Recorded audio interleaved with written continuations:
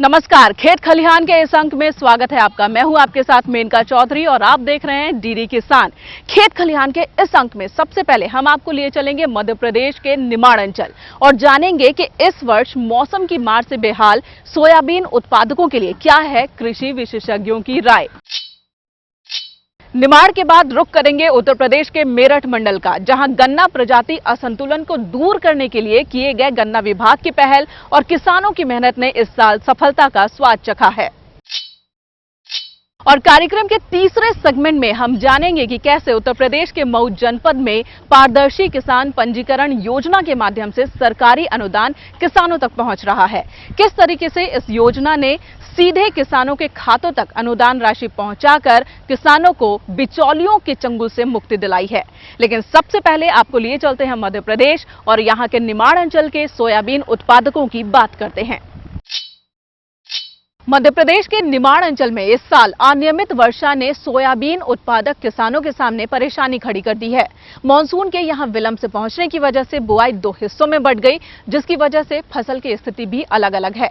कुछ खेतों की फसल को लेकर किसान उत्साहित हैं, तो कहीं आशंका है कि इस साल शायद ही उत्पादन मूल्य भी मिल सके।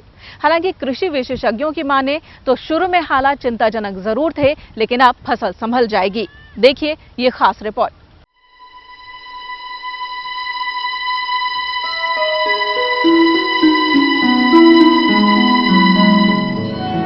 मध्य प्रदेश के निमाड़ अंचल के खंडवा जिले में करीब 1.25 लाख हेक्टेयर में सोयाबीन बोई जाती है। इस वर्ष इसकी बुआई दो हिस्सों में बंट गई। दरअसल जून माह में 4-5 दिन तक हुई अच्छी वर्षा ने मानसून के आने का भ्रम बना दिया, जिससे कई किसानों ने अपने तैयार खेतों में सोयाबीन की बुआई कर दी। इसके बाद करीब 1 महीने तक बादल पानी के लिए तरसाते रहे और तेज धूप ने अपना असर दिखाया। कुछ खेतों में अंकुरण ही नहीं हुआ, तो जहां अंकुरित हुई वहां फसल कमजोर पड़ गई।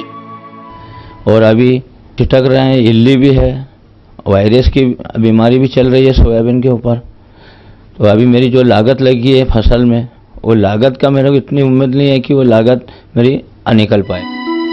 दरअसल ज्यादा तकलीफ तो उन किसानों की है जिन्होंने जून में मानसून के भ्रम में बुआई कर दी। सोयाबीन के अंकुरण के बाद जो बरसाती पानी उसे मिलना था वो मिल नहीं पाया, उससे वो कमजोर रह गई।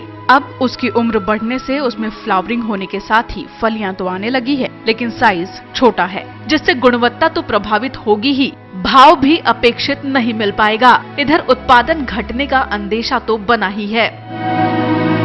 अच्छा है, उसका अच्छा ही बोलो। बोनी बोई, 4 रोज बाद पानी नहीं आया। जैसा बच्चे को बचपन में माँ का दूध ये टीवी में बतलाते हैं कि माँ का दूध, ऐसा दूध नहीं मिला। जैसे बच्चे को दूध नहीं मिलता, ऐसा हमारी फसल को पानी भी नहीं मिला। 1 महीना और 3 दिन की खुरुड़ गई। उसमें जो फसल उगी थी वो मर गई और कुछ बिल्ली हो गई और फिर पानी से मार खा गई। फसल बिल्ली के कारण हमको हानि तो होना ही है, निश्चित करके लाभ तो किसी हालत में नहीं होगा। किसानों को भले कमजोर उत्पादन का अंदेशा हो, लेकिन कृषि वैज्ञानिक ऐसा नहीं मानते। उनका मानना है कि आरंभिक तौर पर वर्षा की खेच लंबी होने के समय चिंता जरूर थी, लेकिन बाद में अच्छी वर्षा से सब संभल गया है। प्रारंभिक अवस्था में थोड़ी सी दिक्कत आई थी कि सोयाबीन बोने के बाद और उसका अंकुरण हो गया था और एक काफ़ी लंबी खेच आ गई थी जिसमें पानी नहीं गिरा था और ऐसा लग रहा था कि कहीं सोयाबीन की फिर से बोनी की स्थिति नहीं बन जाए। लेकिन सौभाग्य से ऐसी स्थिति नहीं बनी और बहुत अधिक नुकसान होने के पूर्व ही फिर पानी आ गया और अब फसलों की स्थिति सामान्यतः अच्छी कही जा सकती है। खंडवा जिले में 1,77,000 हेक्टेयर में सोयाबीन लगाया गया है, जिसमें मात्र 100 हेक्टेयर में ही अफलन की स्थिति है। ये कीट और वायरस के कारण है, जिसमें दवाई के छिड़काव के बाद सुधार आ सकता है। उम्मीद है कि यहाँ 10 से 12 क्विंटल प्रति हेक्टेयर उत्पादन का जो औसत है वो इस बार भी अंततः मिल ही जाएगा। थोड़ा सा नुकसान मुझे ऐसा लगता है कि जो बहुत अर्ली वैरायटीज जिसको हम कहते हैं, बहुत जल्दी पकने वाली प्रजातियां जो सोयाबीन की है, जिस 95-60 है, तो हो सकता है कि इसके उत्पादन में कुछ थोड़ा सा असर पड़े।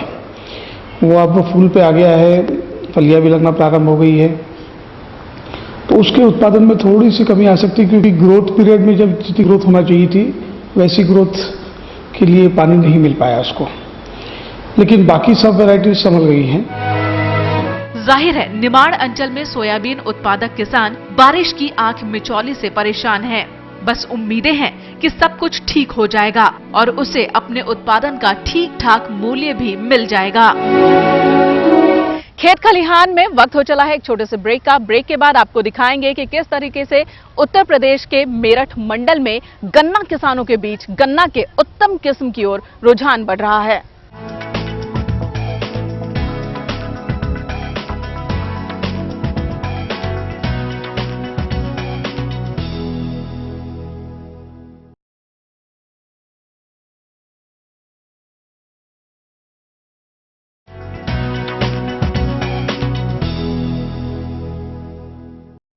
ब्रेक के बाद खेत खलिहान में आपका फिर से स्वागत है और बात करते हैं उत्तर प्रदेश के मेरठ मंडल के गन्ना किसानों की।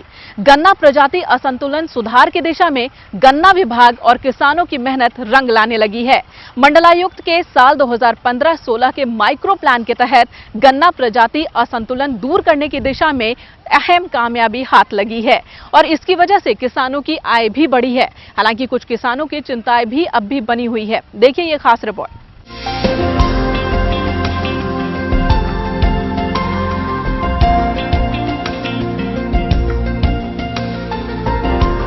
उत्तर प्रदेश में गन्ने की उन्नत प्रजाति माने जाने वाली शीघ्र प्रजाति के बुआई के रकबे में इस साल अप्रत्याशित बढ़ोतरी देखने को मिल रही है। मेरठ मंडल में शीघ्र प्रजाति गन्ने का रकबा पिछले सीजन में 24% के मुकाबले इस सीजन में बढ़कर 37% तक पहुंच गया है, जो आदर्श प्रजाति संतुलन से महज 3% कम है। इस बीज जो वो अगली का गन्ना ज्यादा बढ़ा है, सामान्य का कम कर दिया लोगों ने। उसका फायदे भी है और नुकसान भी है। फायदे तो यह है कि किसान को पर्ची पहले मिल जाती है, गेहूं बोता है पहले, तो गेहूं की बुआई पहले समय से हो जाती है। सामान्य की पर्ची मिल वाले नहीं देते, उसने जिसका सामान्य था उसने वो कोल्लू पौने दामों में बेचना पड़ा और इसलिए उन्होंने सब अब 38 कर दिया ज्यादातर, तो इसलिए वो अडली का गन्ना बढ़ गया, सामान्य का घट गया। गन्ने की शीघ्र प्रजाति गन्ने की वो किस्म है जो जल्दी तैयार होती है। गन्ने की खेती अगर बात करते हैं तो गन्ने की खेती में 2 जातियां पाई जाती हैं, एक अर्ली और सामान्य।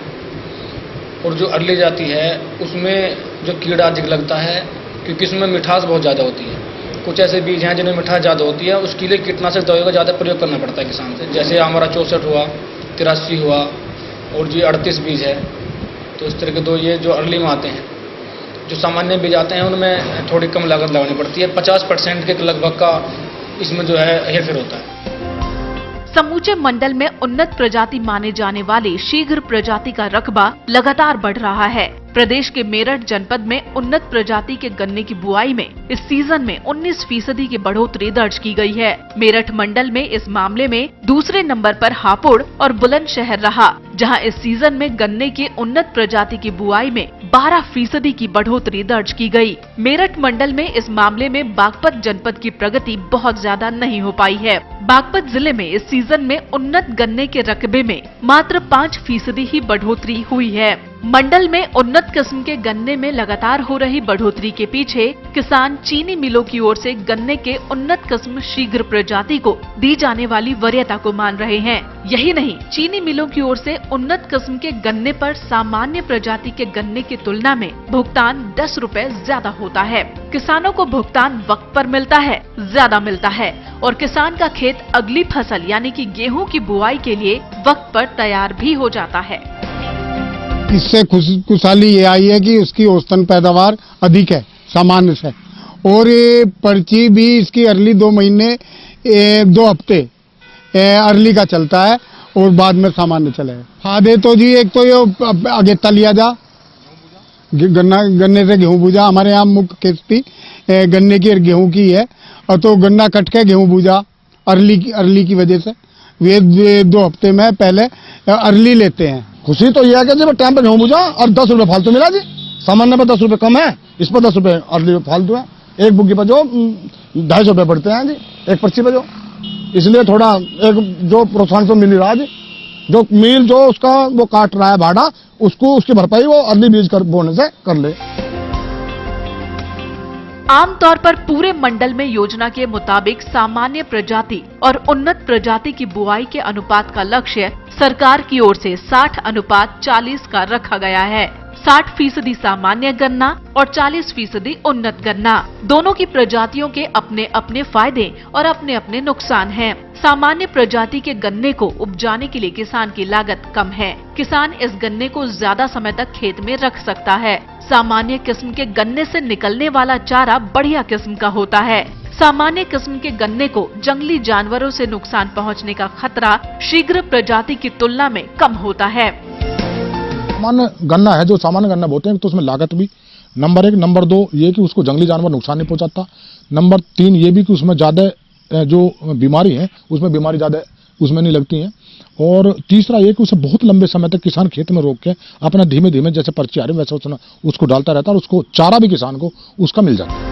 लेकिन इसमें सामान्य किस्म के गन्ने को लेकर गन्ना मिलों की बेरुखी एक बड़ी समस्या के रूप में गन्ना किसानों के समक्ष है। सामान्य किस्म के गन्ने को लेकर गन्ना मिलों की ओर से भुगतान वक्त पर नहीं होता, पर्ची समय पर नहीं कटती, और तो और इन वजहों से खेतों में गन्ने की फसल न काट पाने को मजबूर किसान अगली फसल यानी गेहूं की बुआई के लिए वक्त पर तैयार भी नहीं हो पाते। सामान्य की पर्ची मिल वाले नहीं देते, उसने जिसका सामान्य था उसने वो कोल्लू पौने दामों में बेचना पड़ा, और इसलिए उन्होंने सब अब 38 कर दिया ज्यादातर, तो इसलिए वो अडली का गन्ना बढ़ गया, सामान्य का घट गया। उन्नत किस्म के गन्ने के उपज के फायदे तो हैं, लेकिन इसके लिए कृषि विभाग, गन्ना विभाग और मिल मालिकों को अलर्ट भी रहना पड़ता है।